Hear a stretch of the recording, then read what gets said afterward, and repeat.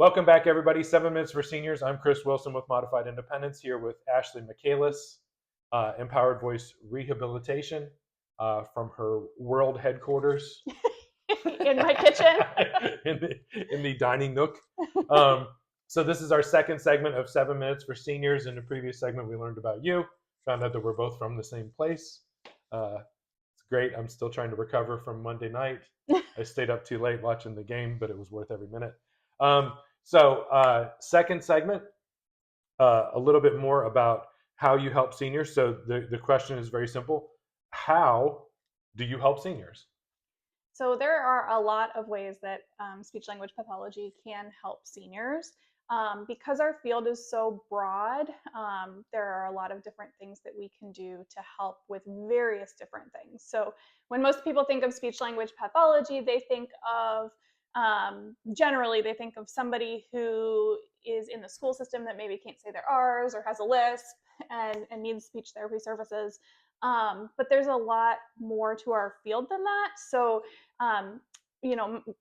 what I specifically do tends to revolve more around neuro, which would be things like post-stroke recovery of language or cognition, anything from like a traumatic brain injury recovery to voice problems that can occur for a multitude of reasons, one of which being aging voice, which we can talk about, Parkinson's disease, MS, any of those neurodegenerative disorders. We deal with cognition. So we do help people who have dementia or mild cognitive impairment. We also work with swallowing. So people who have difficulty swallowing because of either a stroke or muscle tension or aging related changes or head and neck cancer, things like that. And so there's a lot of variation in what we do day to day.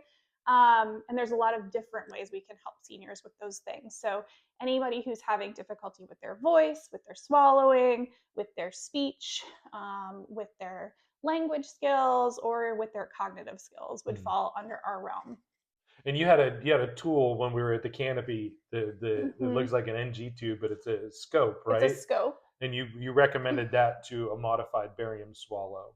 Yeah. So for people who have swallowing problems, typically the doctor is going to refer you out for a swallow study. And the most common one is the modified barium swallow study, which is done at a hospital under X-ray with food samples that are covered in barium, which is not very pleasant, to be perfectly honest. But it's done under X-ray, and it takes a look at just a quick snapshot of the swallow and gives us some information. It's been around for a really long time. It's kind of known as the gold standard. Our equipment is something called a FEES test, or fiber optic endoscopic evaluation of the swallow.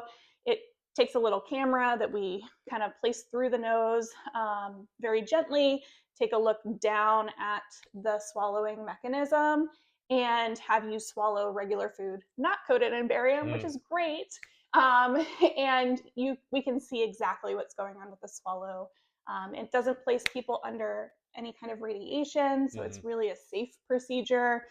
It can be done over a longer period of time than the modified barium swallow study. So it can catch things that the modified barium swallow study doesn't necessarily catch. Because I know you were talking about like people getting fatigued through the eating process instead of getting them fresh with the MBS and not seeing that fatigue at the end of a meal or whatever. Yep. So for people who might have problems towards the end of their meal or might fatigue out during the day, it's sometimes a better test to catch those things.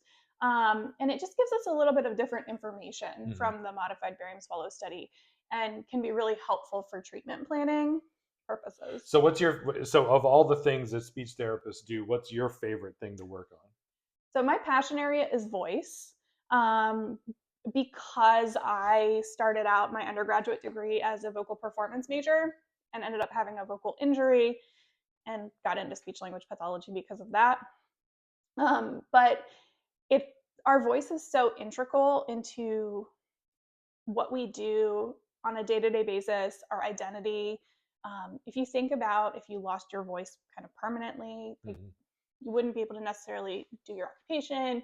You would lose social abilities. It's such an integral part. So I really love working with that. And for seniors specifically, one of the things that a lot of people don't know that we can work with is aging voice, or something called presbyphonia. Big word. That's worth a lot in Scrabble. Yeah, it essentially translates to aging voice, and as we age, our muscles atrophy and get weaker. They lose elasticity. Our joints become a little bit less mobile, and the voice box is full of muscles, joints, and ligaments, and elastic type structures. So we tend to then see with aging something called older voice. You might know exactly what I mean when I say that. And for elders, this can be really impactful because a lot of their peers also have hearing impairment or hearing aids. Oh, yeah. Yeah. And so the combination of the two can really cause a social isolation issue, and cause a lot of depression and things like that. And a lot of patients with aging voice don't get referred for treatment, but treatment for it is actually very easy and very effective. So it's something that it's exercising, right? It's exercising the muscles, yeah. Yeah. Oh, that's really cool. That's really cool. I remember because you did your presentation at the Canopy, and I was like, oh, I got to remember to talk about these things because I was just fascinated by it. I didn't think about it like that. But you know exactly what she's talking about with the aging voice, grandma's voice that has a flutter to it, and she trails off at the end, and your timer's going to go off. So that's awesome. That's really cool. I love talking to people because it's amazing to see what they do and how they're passionate about what they do. And you know, it's I don't know. I've always been fascinated by speech therapists. In the hospital, in the rehab, even in the home setting, the most thorough people that I worked with were the speech therapists, and it's really cool to be able to connect with you. So I appreciate it. So this has been our second segment of 7 Minutes for Seniors. If you didn't see the first one, go back and check it out. All of her contact information is coming up next, and we will see you again tomorrow for our third segment of 7 Minutes for Seniors. Thank you.